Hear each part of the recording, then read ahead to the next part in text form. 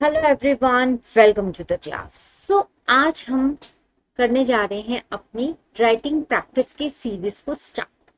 जैसा कि आप लोग थंबनेल को देख चुके हो, in respect of 10 important questions of Indian contract act. देखो, इम्पॉर्टेंट अगर आज हम बात करें as per exam point of view, specially for the CA foundation level of exams, it's quite difficult to predict exactly what important. Okay, आज हम concept wise समझेंगे कि किस तरीके से क्वेश्चंस पास्ट टाइम पे लिए गए हैं एग्जामिनेशन में। तो बेसिकली जैसा कि राइटिंग प्रैक्टिस सीरीज है, तो हम इसमें डिस्कस ज्यादातर यही करेंगे RTP, MTP and past year examination question. See, देखो, एक दो चीजें होती है जो हम जब भी एग्जाम्स में अपीयर होते हैं उससे पहले हमको पता जरूर होनी चाहिए। पहली, क्या कि एग्जाम का पैटर्न क्या है।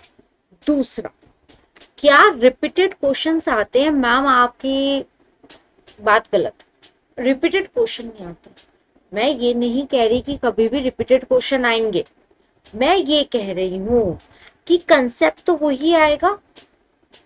अगर आज आपको सेक्शन 11 पूछा जा रहा है इंडियन कॉन्ट्रैक्ट एक्ट का, तो उसमें से जितनी वैरायटी ऑफ क्वेश्चंस बन सकते हैं वो तो वही बनेंगे। ऐसा तो है नहीं सेक्शन 11 एक बार आ गया तो उसके बाद वो कभी नहीं आएगा। इंडियन कॉन्ट्रैक्ट एक्ट आपका बना है 1872 में, ठीक है। 1872 मतलब आज आज के साल से उसको माइनस कर लो, कितना लंबा पीरियड है, ठीक है। तो क्वेश्चंस तो रिपीटेड होंगे, प्रोविजन रिपीटेड होंगे, exact word to word question repeat होने के चांसेस कम है अगर डायरेक्ट क्वेश्चन पूछा ना जाए तो। डायरेक्ट क्वेश्चन में अगर सपोज आपसे पूछा जाना चाहिए कंटीजेंट लायबिलिटी क्या है, उसके आप प्रोविजंस बताओ, वो तो डायरेक्ट क्वेश्चन में पूछा ही जाए, ठीक है। उसमें हम कोई चेंजेस नहीं कर सकते। बट जहां तक बात आती है केस स्टडी की, सिचुएशन बेस्ड क्वेश्चन, क्या उसमें आपके चेंजेस होंगे? बिल्कुल होंगे, लेकिन प्रोविजन चेंज नहीं हो। प्रोविजन वही रहता है जो अभी तक हमने पढ़ा होता है। तो एक बार writing practice, basically how to answer, how to answer और to present law in examination. Exam में हमें लॉ को कैसे प्रेजेंट करना, ठीक है जी। प्रेजेंट करने के लिए हमें कुछ चीजों को समझना। सबसे पहले क्वेश्चन देखो, डायरेक्ट है या इनडायरेक्ट। सिर्फ मैं 1 या 2 मिनट का ये लूंगी डिस्कशन, उसके बाद मैं आज के 10 इंपॉर्टेंट क्वेश्चंस पे आऊंगी। डायरेक्ट है तो डायरेक्टली आंसर प्रोवाइड करो, इनडायरेक्ट है तो you must have to remember this 2-3 point. सबसे पहले बैकग्राउंड दो क्वेश्चन का, क्वेश्चन किस बारे में बात कर रहा है। Next, your analysis, and if there is some facts you also specify your the facts. Provisions वो भी आएंगे। देखो, depends on the question and the number allotted to that question, उसके अकॉर्डिंग करेंगे। लेकिन बैकग्राउंड, एनालिसिस और लास्ट में conclusion. Conclusion आपको बेसिकली हर क्वेश्चन के लास्ट में देना है कि आप इस क्वेश्चन को कैसे 2-3 लाइंस के अंदर कंक्लूड करते हो। प्रेजेंटेशन बहुत मैटर करती है लॉ के एग्जाम। Clear that. आज किया हम टॉपिक को स्टार्ट, ठीक है जी। आइए, तो आज हमारा पहला क्वेश्चन ये,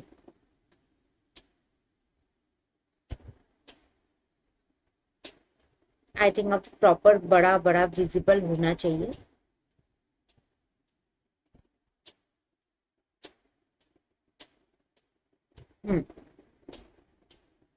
ओके, क्वेश्चन समझेंगे, देन उसके बाद आंसर की बात करें।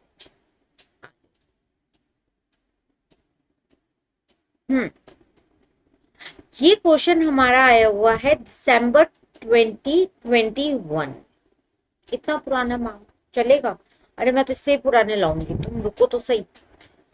A, B, C, D are four partners in a firm.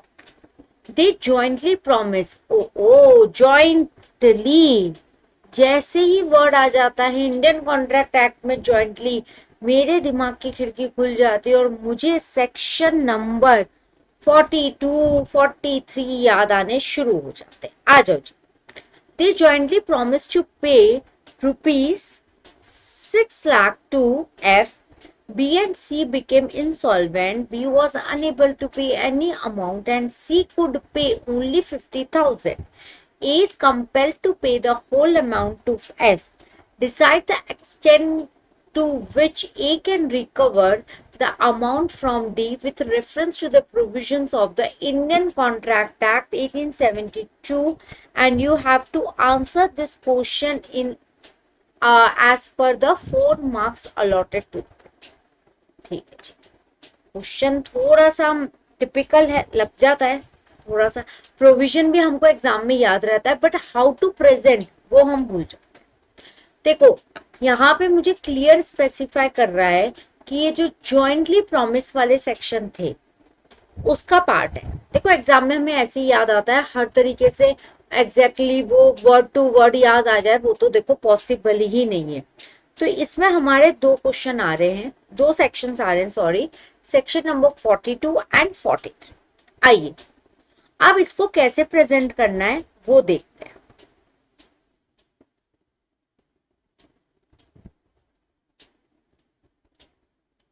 आज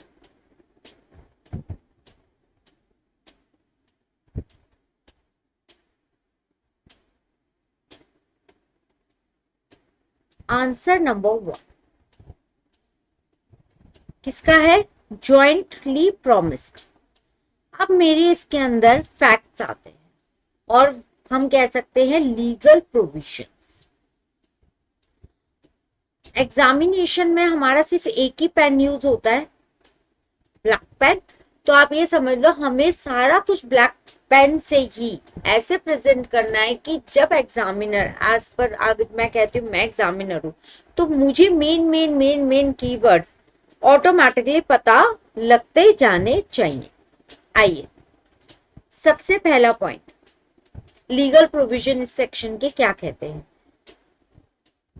section number 42 of the Indian contract act,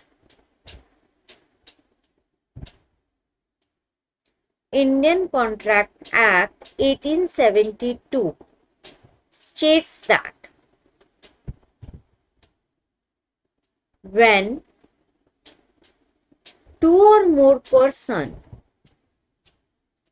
when two or more persons have made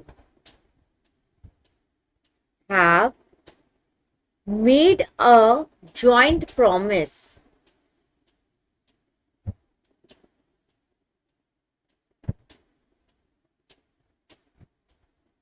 then unless a contrary intention appears by the contract,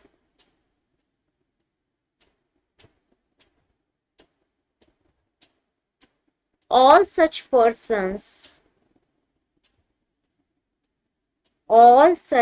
अब आप चाहो यहां पे all को capital में लिख सकते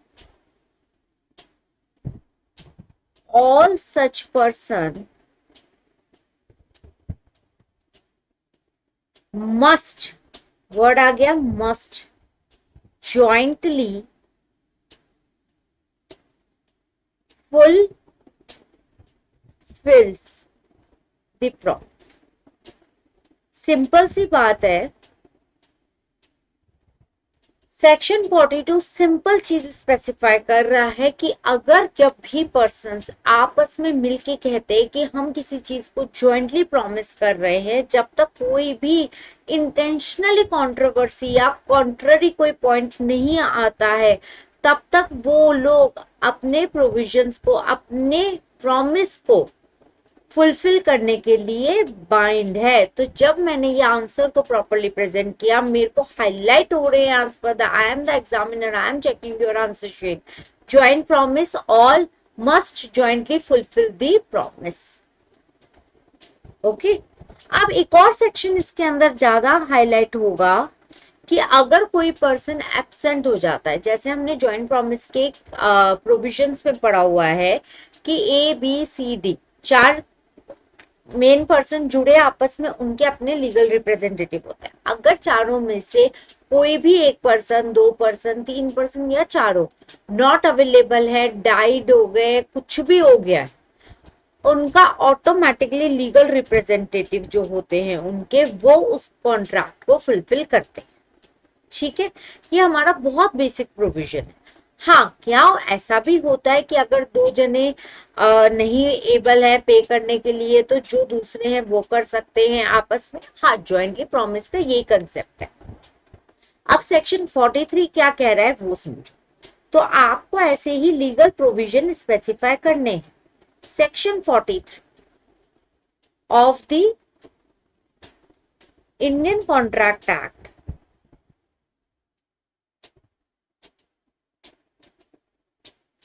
1872,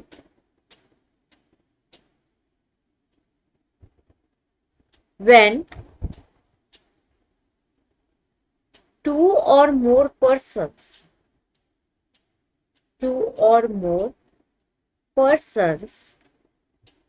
make a joint promise, make a joint promise,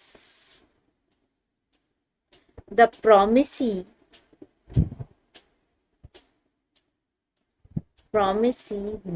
may, in the absence of express agreement,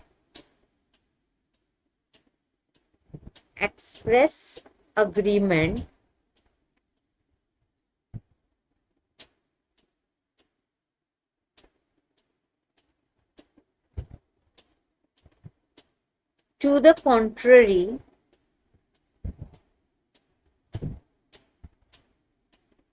compel any one or more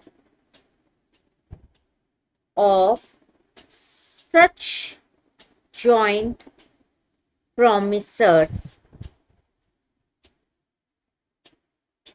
to perform the whole of the promise। क्या कह रहे हैं कि अगर ऐसा कुछ अलग से एक्सप्रेस नहीं कर रखा है, तो जो सारे के सारे हैं वो जॉइंटली लाइबल हैं। सेकंड, अगर उनमें से कोई भी पर्सन परफॉर्म नहीं कर पाता है या कोई भी एक्सवाइजेड रीजन होता है, तो सारा का सारा जो दूसरा पर्सन होगा वो फुलफिल करता है। सिंपल सी बात है। इफ, अब यहाँ पे आप एस्ट्रिक डाल दो, इंपॉर्टेंट पॉइंट है, एग्जामिनर को ही पता होना चाहिए। If one of two or more persons makes default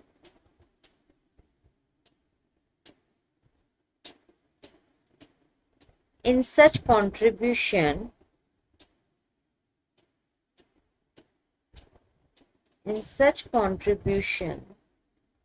the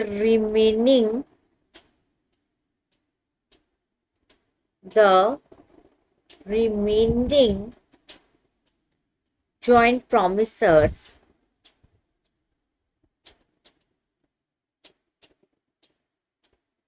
must bear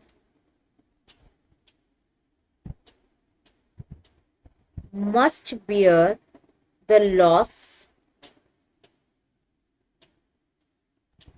arising from such default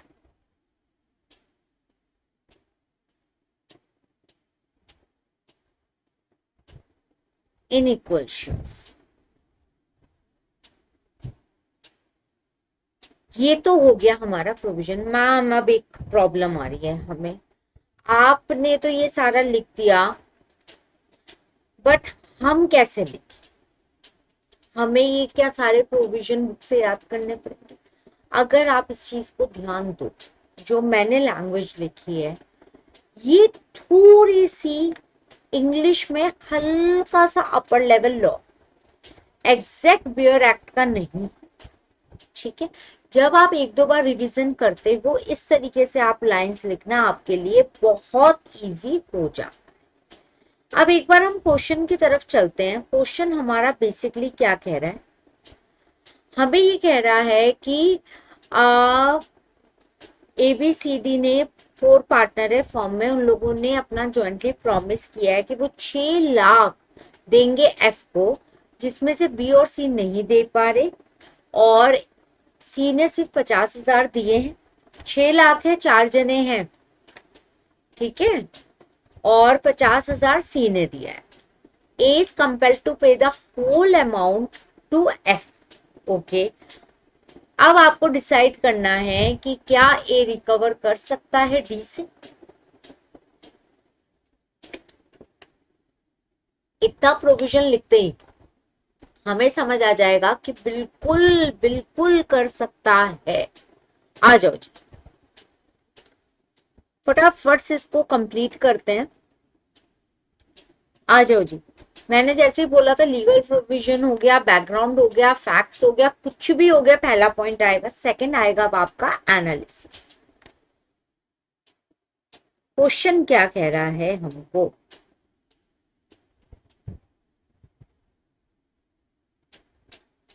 Here A, B, C and D are jointly promised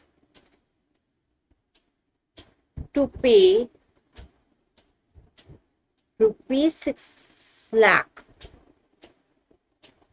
to F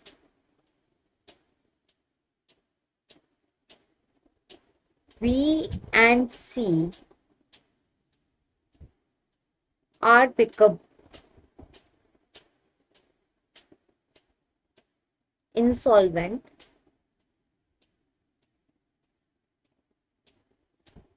and B was unable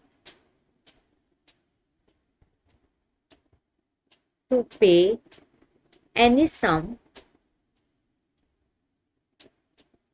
but C could pay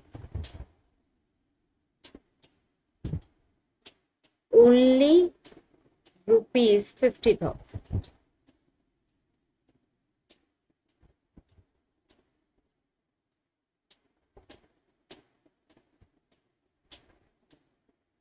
So basically 1,25,000 पर head की बात आ गई, ठीक है। सी ने दे दिया अपना 50। अब देखो बी के देने बाकी है 125, ए का खुद का शेयर है 125 का और डी का भी 125, ठीक है, और सी का भी 125। अगर हम इन सबको टोटल कर लें कितना हो रहा है ये?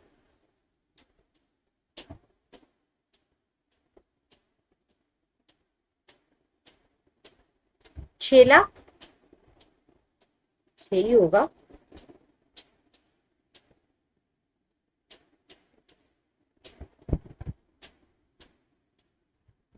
एक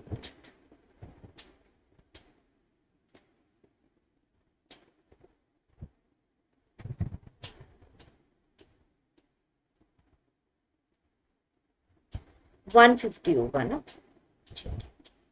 तो 150 ए को अपना देना है, 150 बी का भी देना है, 150 किसका, डी का हो गया, और 1 लाख रह गए हमारे किसके, सी के, क्योंकि सी ने अपना 50 तो दे दिया। अब ये टोटल अमाउंट कितना हो गया, 1 2 3 4, आज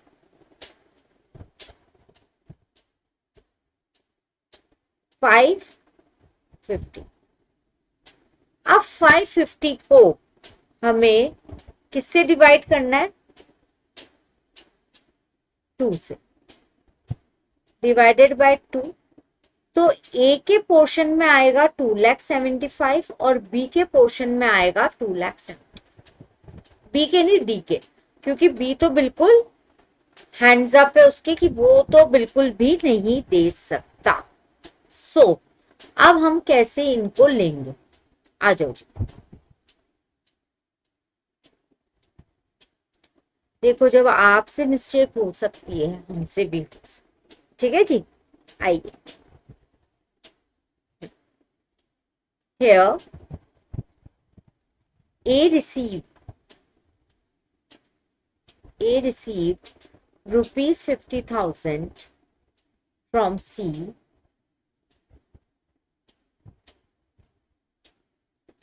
and further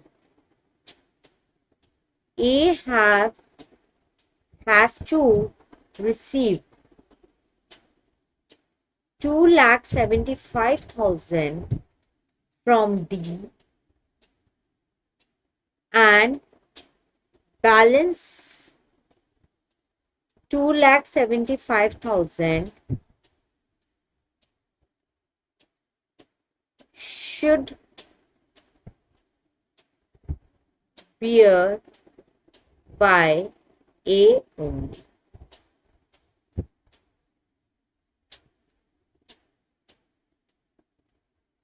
Okay.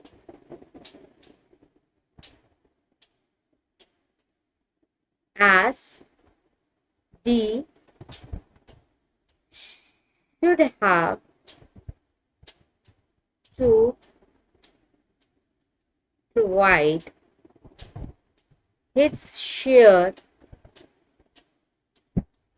amount of joint promise.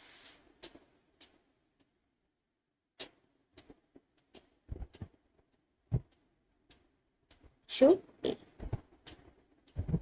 Calculation जो हमने करी अगर वो भी करके दिखाना चाहते हो एनालिसिस में कर दो, लास्ट में आ जाओ conclusion.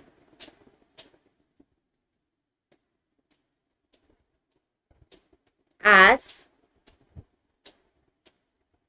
here,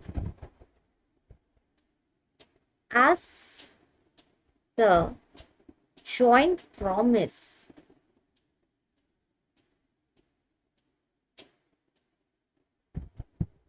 comprises the clarity of the promisors should have equal contribution towards a promise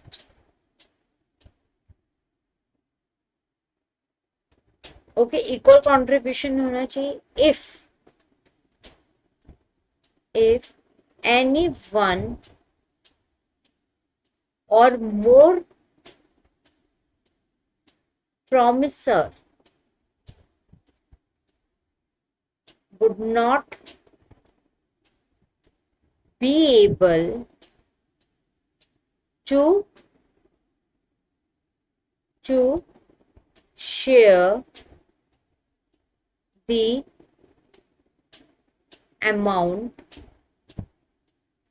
of his or her promise, then it is a liability of the other promisors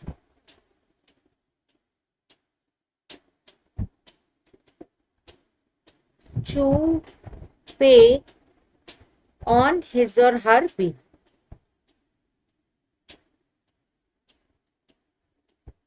ma'am आपको एक question करने में मान के चलो 18 minute लग गए, ऐसे तो एग्जाम के अंदर हमारी तो खराब हो जाएगा काम।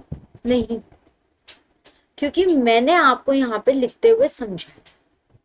ठीक है, आज की क्लास में हमने 10 क्वेश्चन हम प्रेजेंट कर रहे हैं आपके साथ, कंसेप्ट वाइज कर रहे हैं। और हाँ, इसका पीडीएफ आपको थोड़ी देर में हमारे Telegram channel learn with Shweta पे मिल जाएगा, तो उस पे जरूर अपना कनेक्शन रखो, क्योंकि प्रॉपर पीडीएफ हो सकता है देखो क्लास में मैं 2 क्वेश्चन लूँ 3 क्वेश्चन लूँ, बट वहां पे आपको पूरी पीडीएफ मिल जाएगी for your practice. Next, from the 21st of अगस्त टेस्ट सीरीज आ जाएगी, आप अपनी प्रैक्टिस करो। And if any one of you wants कि मैम आप हमारा पेपर चेक कर दो, तो आई विल डू दैट। उसके लिए भी आपको लर्न विद श्वेता जो हमारा टेलीग्राम चैनल है उसका डिस्कशन ग्रुप है, आप वहां पे भी अपना पीडीएफ भेज सकते हो। और वैसे आपको मोस्ट प्रोबेबली जब हम इकोनॉमिक्स के टेस्ट सीरीज शुरू करेंगे वो भी हमारी 21st ऑफ अगस्त ऑनवर्ड्स ही रहेगी, बट उसका तो आपको गूगल वाला मिलेगा, तो आपको अपने आप ही आंसर्स मिलते जाएंगे। ठीक है, तो पहला क्वेश्चन हमने इस तरीके से किया। अब इसको स्पीडली कैसे करना है, जब आप ये क्लास खत्म होगी आपको जो क्वेश्चन पेपर मिलेगा वो भी आपको मिल जाएगा। आज मैं हो सकता है रात में आपको क्वेश्चन पेपर दे दूं और आपको कल मॉर्निंग में आपको आंसर शीट भी मिल जाए। ठीक है, अपने आप पहले प्रैक्टिस करो, क्वेश्चंस वाइज एक के बाद एक करो। चलो अब हम नेक्स्ट क्वेश्चन डिस्कस करेंगे। जो इंपॉर्टेंट क्वेश्चन होगा वो हम ले लेंगे अभी क्लास में, बाकी हम डिस्कस करेंगे। अच्छा, अभी मैं ना क्वेश्चन नंबर 2, 3 को स्किप कर रही हूँ, क्योंकि मुझे एक सेम क्वेश्चन इसी पॉइंट से रिलेटेड भी मेरे पास है, मैं एक बार उसको लेना चाहती हूँ। हाँ जी, क्वेश्चन नंबर 8, वो मैंने दिसंबर अटेम्प्ट कर लिया था। एक क्वेश्चन नंबर 8 है जो ये सेम प्रोविजन में क्वेश्चन जुलाई 21 में भी आया है। आ जाओ। X, Y and Z jointly borrowed 90,000 from L. Decide each of the following in the light of this. आ जाओ जी। अब इसमें आपको 3 situation they. Whether L can compel only Y to pay the entire amount.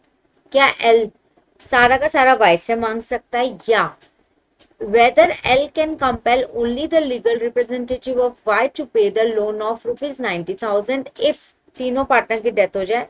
बिल्कुल गलत है। क्यों एक ही का लीगल रिप्रेजेंटेटिव फंसेगा? जब तीनों पार्टनर की डेथ हो रही है तो तीनों के legal representative are liable to pay. Clear? Next आते हैं हम situation whether Y and Z are released from their liability to L and X is released from his liability to Y and Z for contribution. If L releases X from his liability and sues Y and Z for the payment. X अपनी liability उनको दे रहा हो या जो भी situation रहती है, देखो रिलीज किसी को नहीं है, सब अपनी अपनी जगह लाइबल है, और Y and Z are released from their liability to L and X is released from his liability to Y and Z for the contribution. If L releases, देखो यहाँ पे क्या होता है, ऐसे ही क्वेश्चन हमको थोड़ा सा क्या कर देता है, कंफ्यूज कर देता है। देखो Y and Z किसको लाइबल रहेंगे पे करने के लिए? X बिल्कुल रहेंगे, और अगर X गायब होता है तो L को नहीं दे रहा अगर X, तब भी वो Y और Z को लाइबल है, अगर वो अनलेस एंड अनटिल इंसॉल्वेंट या उसका डेथ वाला सिचुएशन नहीं होता है। X अपनी लाइबिलिटी कंट्रीब्यूट कर सकता है फ्रॉम Y एंड Z, या उनको अपनी लाइबिलिटी दे सकता है। रिलीज किसी को नहीं है, ठीक है, सब अपनी अपनी जगह लायबिलिटी। अब देख लो दोनों अटेम्प्ट में ये प्रोविजन आया या नहीं आया, जुलाई 21 में भी आया और दिसंबर 21 में भी आया।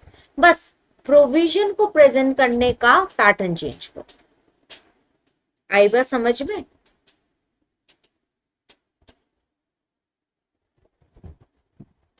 तो अब आप लोग एक काम कर सकते, सेम ही है, इसका आंसर खुद से ट्राई करो, तभी मैंने किया। आ जाओ जी, अब आ गया direct question. An agreement, an agreement the meaning of which is not certain is void। ये आरटीपी का क्वेश्चन है, 5 नंबर में एग्जाम में आ सकता है। सेक्शन 29 आ जाता है सर्टेनिटी वाले में। एन अग्रीमेंट, कोई भी ऐसा अग्रीमेंट जिसकी सर्टेनिटी नहीं डिफाइन हो, क्या वो वॉइड की कैटेगरी में आता है? देखो अग्रीमेंट तभी एनफोर्सेबल होता है जब वो सर्टेन अग्रीमेंट ही क्या होते हैं, एनफोर्सेबल होते हैं।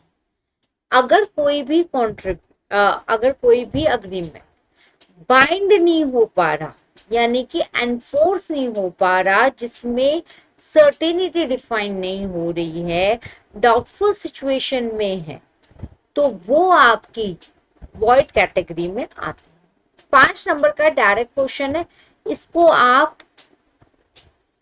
ट्राई कर सकते हो खुद से भी, बाकी आपको पीडीएफ भी मिल जाएगा। Explain any 5 circumstances under which contract need not be performed with the consent of both the parties। कौन से 5 पॉइंट है? 7 नंबर में पूछा गया है दिसंबर 8। ये भी आपका डायरेक्ट क्वेश्चन। जब ये क्वेश्चन आया मेरे दिमाग में एक पॉइंट आ गया, कौन सा? 1 सेकेंड, मेरे दिमाग में एक पॉइंट आ गया कि हमें वो 5 सर्कमस्टांसेस बताने हैं। मेरे दिमाग में सेक्शन 62, 63 घूमना शुरू हो गया। पहला था उसमें एक पॉइंट नोवेशन का। नोवेशन क्या होता है? जब नया contract, where the parties to a contract substitute a new contract for the old।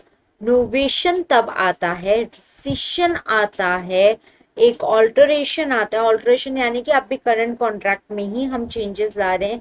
Recession का क्या होता है कि हम कुछ अपना कॉन्ट्रैक्ट को डिस्चार्ज कर रहे हैं, ठीक है जी, कि उतना पोर्शन हमें परफॉर्म नहीं करना। Novation, rescission, alteration, remission and rescind void contract and last आ जाता है निग्लेक्ट ऑफ प्रॉमिस। इनको आपको डिफाइन करना है, ठीक है। पीडीएफ के अंदर ये भी आपको डायरेक्ट क्वेश्चन मिल जाएगा। आ जाओ जी, एक क्वेश्चन और ये लेते हैं। Examine the validity of the following contract as per Indian contract act. आ जाओ,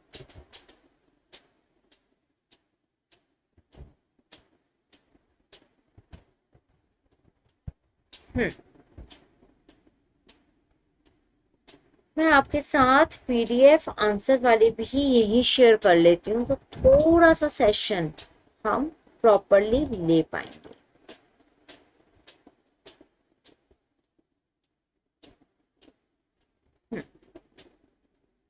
अच्छा,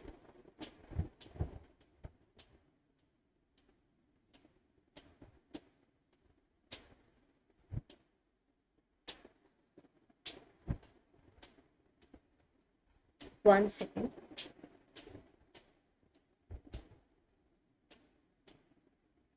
चलो वो तो नहीं आ रही है, आ जाओ।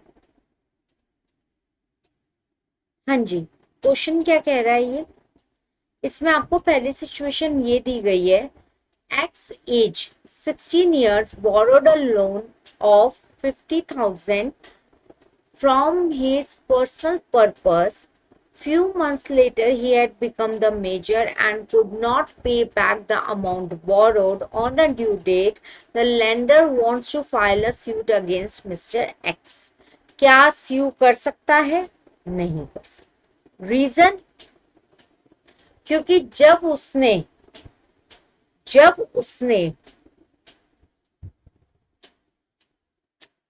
बोरो किया उस टाइम पे वो पर्सन क्या था? माइनर था. तो लेंडर उस पे स्यू नहीं कर सकता.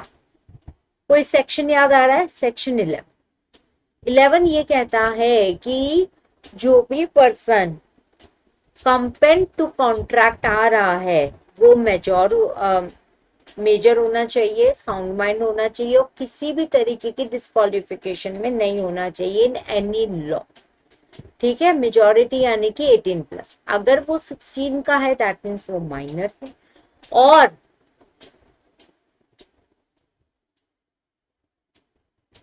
माइनर के साथ किसी भी तरीके के कॉन्ट्रैक्ट में आना वॉइड एब इनिशियो होता है, यानी कि शुरू से ही गलत.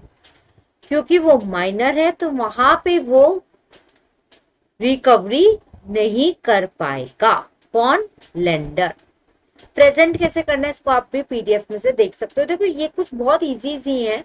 मैंने एक बार पैटर्न बता दिया और मैं ये 10 क्वेश्चन इसलिए आपके साथ डिस्कस कर रही हूँ क्योंकि ये as per the examination important है. हर अटेम्प्ट में, कभी मॉक टेस्ट में, कभी आरटीपी में, कभी क्वेश्चन पेपर में रिपीटेटिवली ये प्रोविजंस पूछे गए हैं. That's why they are the top 10 important questions. Next, J contracts to take in cargo for K at a foreign port. J's government afterwards declare war against the country in which the port is situated and therefore the contract could not be fulfilled. K wants to file against J. अरे अब इसमें क्या provisions बन रहे हैं आपके? देखो,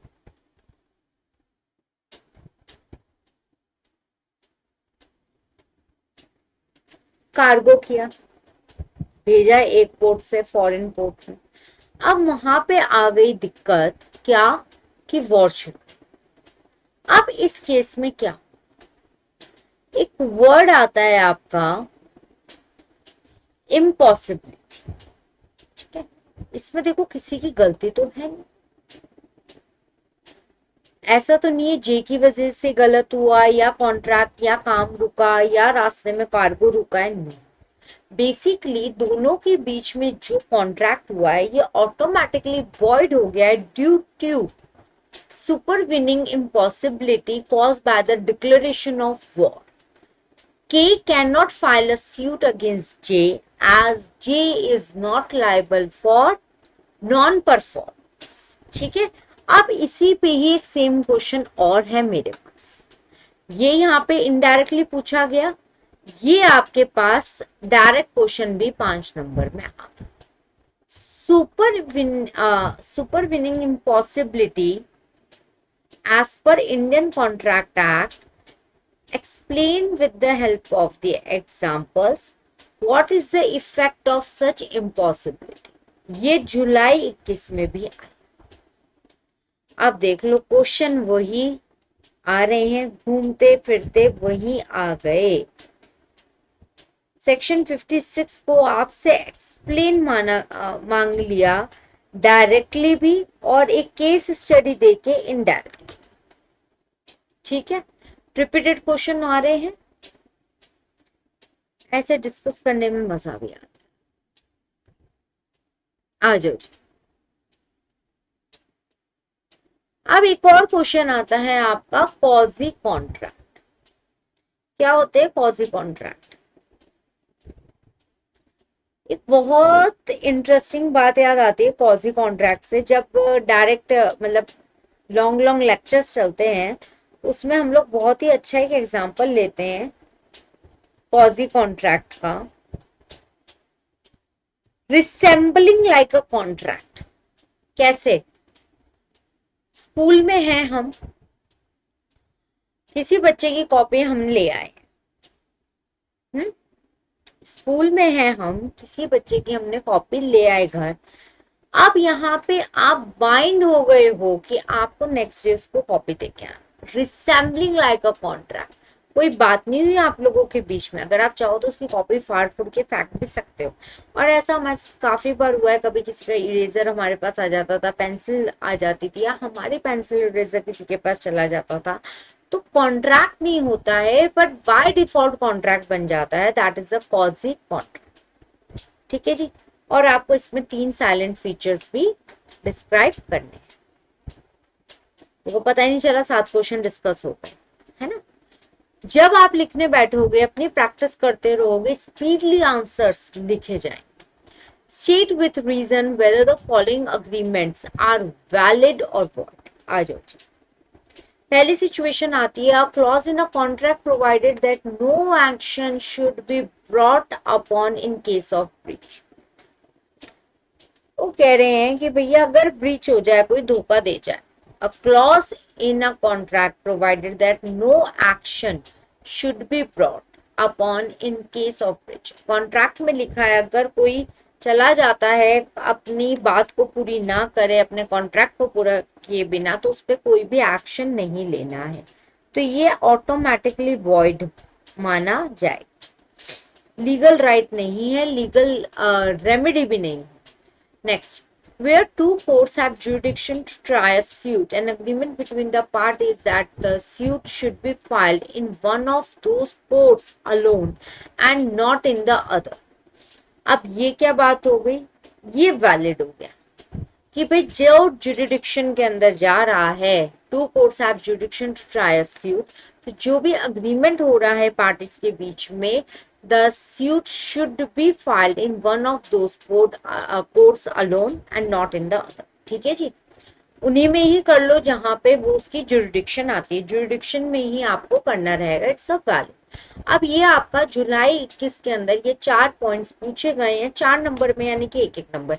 क्या एक एक नंबर में वॉइड वैलिड लिख के काम हो जाएगा? आंसर इज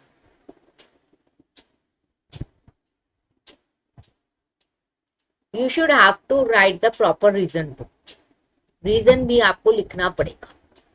ठीक है, पीडीएफ में अवेलेबल है। X offers to sell his Maruti car to Y. Y believes that X has only Wagner car but agrees to buy it. भैया void है। कहाँ पे मिसअंडरस्टैंडिंग हो रही है उसको समझो, because when we are talking about the contract must be clearly defined. X, a physician and surgeon, employs Y as an assistant on a salary of rupees 75,000 per month for a term of 2 years, and Y agrees not to practice as a surgeon and physician during these 2 years. Valid है भाई, जब अपने आप अपने पास assistant as employ रख रहा है तो उतने पीरियड में उनको नहीं अलाउ रहेगा कि वो कहीं पे प्रैक्टिस कर सके।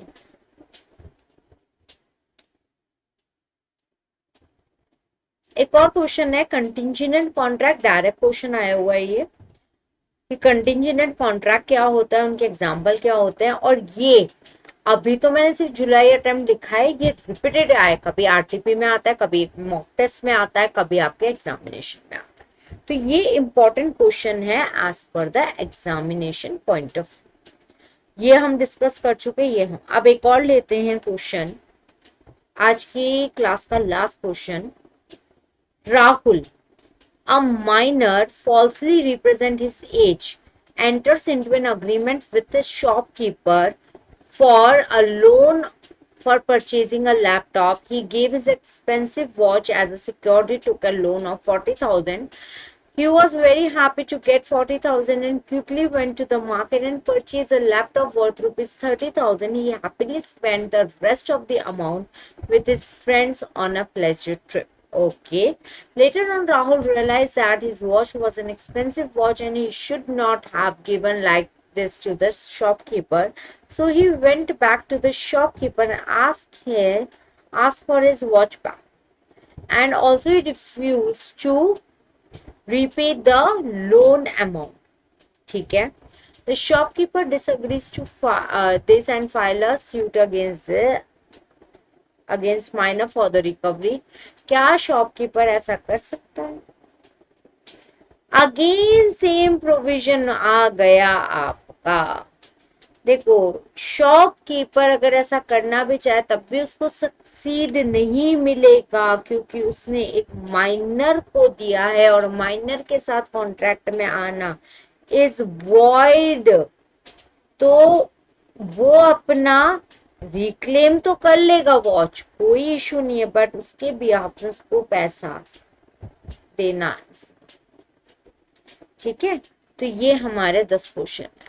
आज की क्लास में बेसिकली हमने 3 प्रोविजन पे फोकस किया है, माइनर, आपका जॉइंट प्रॉमिस, और एक और आपका वो था वॉइड वाला, सर्टेनिटी वाला, और एक वो सेक्शन 56, ये सुपर इमिनिंग इम्पॉसिबिलिटी, सर्टेनिटी वाला ही सेक्शन। अब बता दो लॉ कहाँ से डिफिकल्ट है। मजा आया क्लास में? जरूर बताना क्लास के अंदर कैसा लगा। ठीक है, टाइम वेस्ट करने का अभी हमारे पास टाइम नहीं है, अदरवाइज हम एक एक क्वेश्चन को लिखते। Just go through with a PDF and try to answer all this question first, and then analysis with a solution PDF, solved PDF, which I will share in a Telegram group soon. So firstly, I will share this question paper in the group. Okay. Then we'll continue with our Indian Contract Act writing practice series, because this particular chapter is very important and scoring as well in the business law examination. तो इन सब पे हमें अभी focus करना है, and बस इसी तरीके से मैं अपनी सीरीज को लेकर आ रही हूँ राइटिंग प्रैक्टिस की। Don't forget to subscribe the channel if you like this video, and also please share with your friends. Help करना तो जरूरी है ना, जब हम हेल्प करेंगे तो हमारी भी हेल्प होगी ना। एंड प्लीज अपनी एग्जाम के ऊपर फोकस करो, राइटिंग प्रैक्टिस पे ध्यान दो, कंटिन्यू अप क्लासेस में लेते हैं, एंड अपना टेलीग्राम चैनल पे एक्टिव रहो। मैं वहां पे अपना पीडीएफ्स वगैरह आपके साथ शेयर करती रहूंगी। कोशिश करेंगे मैराथन की, अगर मैराथन चाहिए तो मुझे भी आपका सपोर्ट चाहिए। आपका सपोर्ट होगा, मैराथन बहुत जल्दी लेकर आऊंगी लॉ का, एंड इकोनॉमिक्स की भी टेस्ट सीरीज आपकी शुरू हो रही है, तो टेस्ट के लिए रेडी हो जाओ from the 21st of August. Okay.